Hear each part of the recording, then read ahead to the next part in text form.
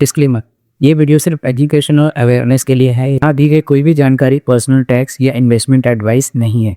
अपने सीए या tax adviser से कंसल्टेशन जरूर करें अपने पर्सनल और स्पेसिफिक सिचुएशन के लिए। रूल्स फाइनेंस बिल्स इंसेंटमेंट के बाद ही इन्फोर्स होते हैं, तो लेटेस्ट नोटिफिकेशन चेक करें। इस वीडियो में हम आगे बात करेंगे कि इनकम टैक्स एक्ट 2025 लगने वाला है, लेकिन आपको पैनिक क्यों नहीं करना चाहिए। आईटीआर ड्यू डेट चेंज और एक पूरा महीना एक्स्ट्रा मिला किसको, और फिर रिवाइज रिटर्न दिसंबर से चेंज करके मार्च तक की डेट डाल दी गई। दिसंबर की जगह मार्च तक डेट फाइल कर सकते हो। फिर टीसीएस में रिलीफ, अगर आप अपने बच्चों को फॉरेन एजुकेशन के लिए बाहर भेजते हो या खुद कोई फॉरेन ट्रिप करते हो तो उसमें क्या हो। और जो लोग फ्यूचर एंड ऑप्शन में ट्रेडिंग करते हैं तो उनकी कॉस्ट बढ़ने वाली है।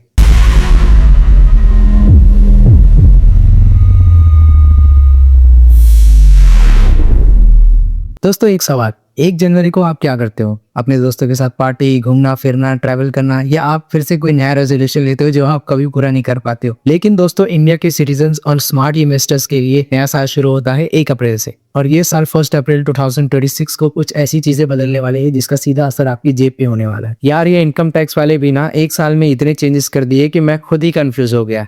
तो इमेजिन करो कि आपका क्या हाल होने वाला है। इसलिए इस वीडियो को पूरे एंड तक में बने रहो और जानो क्या होने वाला है। आज हम 5 मेजर ऐसे चेंजेस के बारे में बात करने वाले हैं। Income tax act, ITR dates, foreign remittance, TCS, और बात करेंगे फ्यूचर एंड ऑप्शन ट्रेडिंग की बढ़ती कॉस्ट के बारे में, और स्टॉक मार्केट में फुल सेटलमेंट, और एंड में एक चेकलिस्ट जरूर दूंगा, तो उसे बिल्कुल भी मिस मत करना। आप लोग सोच रहे होंगे कि आखिर 1 अप्रैल से पहले क्या करना चाहिए और 1 अप्रैल के बाद क्या करना चाहिए। तो बात करें सबसे पहले और बड़े चेंजेस के बारे में, तो ये लोग 1 अप्रैल 2026 को इनकम टैक्स एक्ट 2025 लागू हो रहा है। अजीब बात है ना कि ये लोग नए साल में पुराने साल का टैक्स अभी लागू करने वाले हैं, और ये पुराना एक्ट 1961 को रिप्लेस कर रहा है। अब 1961 का मतलब क्या था? मतलब 60 साल पुराना कानून जिसमें इतने अमेंडमेंट्स थे कि खुद इनकम टैक्स ऑफिसर भी कभी कभी कंफ्यूज हो जाते थे। ये नया एक्ट कुछ नहीं, बस पुराने एक्ट को ही सीधा और सिंपल लैंग्वेज में दोबारा से लिखा गया है। तो आपके मन में ये सवाल आ रहा होगा कि क्या हमारा इनकम टैक्स बढ़ गया है?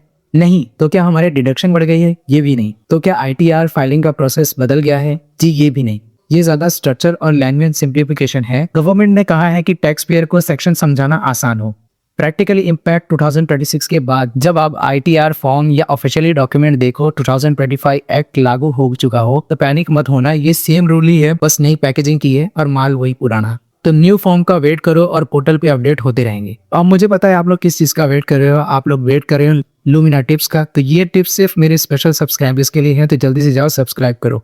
तो लुमिना टिप्स ये है कि तो अप्रैल के पहले हफ्ते में इनकम टैक्स पोर्टल चेक करो और न्यू फॉर्म्स और न्यू गाइडलाइंस अपलोड हो जाएंगी। अपने सीए को भी बोलो कि ये न्यू एक्ट रेफरेंस के साथ फेमिलियर हो जाएं।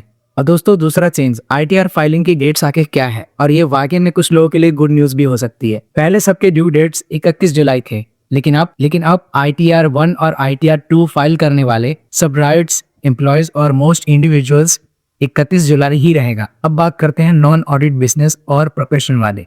आईटीआर 3 और आईटीआर 4 कुछ एलिजिबल ट्रस्ट को 31 अगस्त की एक्स्ट्रा डेट दी गई है। इसका मतलब अगर आप एक फ्रीलांसर हो या आप एक छोटा सा बिजनेस चलाते हो जिसका कोई ऑडिट नहीं है, तो आपको पूरी बुक फाइनलाइज करने के लिए आपको एक एक्स्ट्रा पूरा महीना दिया गया है।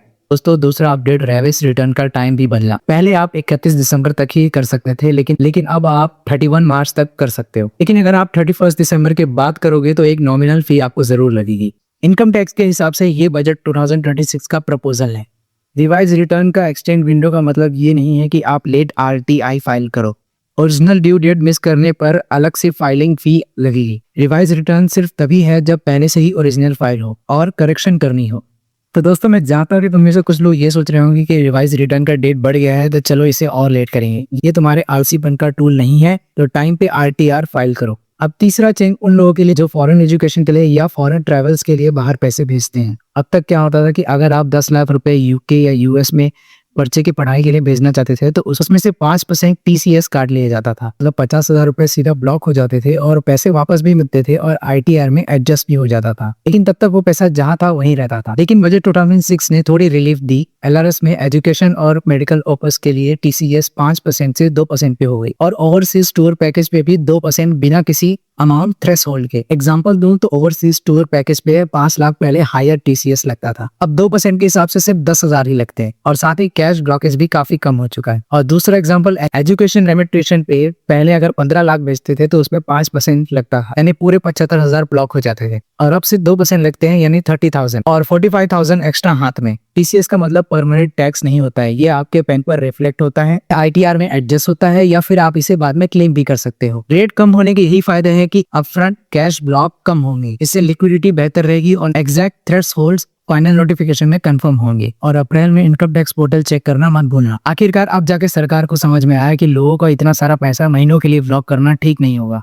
बेटर लेट देन नेवर जी, मतलब देर आए दुरुस्त आए। अब आते हैं उस चेंज पे जो स्टॉक मार्केट वालों के जेब पे सीधा असर होगा। फ्यूचर एंड ऑप्शन ट्रेडर्स, ये सेक्शन सिर्फ तुम्हारे लिए है, और बाकी लोग भी इसे ध्यान से सुने ताकि समझ में आए कि यहाँ क्या हो रहा है। बजट 2026 ने सिक्योरिटी ट्रांजैक्शन टैक्स यानी एसटीटी के रेट्स बढ़ा दिए हैं। फ्यूचर एंड ऑप्शन सेगमेंट में इसका असर 1 अप्रैल से आपको देखने को मिलेगा। कुछ एग्जांपल से मैं आपको समझाता हूँ। ऑप्शन प्रीमियम बाय 0.10% से 0.15% यानी सीधा 50% से बढ़ा दी गई है। दूसरा एग्जांपल है ऑप्शन एक्सरसाइज 0.125% से लेके 0.15% कर दी गई, और फ्यूचर 0.20% से 0.05% हो गया है। ये तो सीधा 1.5 गुना हो गया है। डिलीवरी ट्रेंड्स में कोई चेंजेस नहीं है, यानी 0.15%।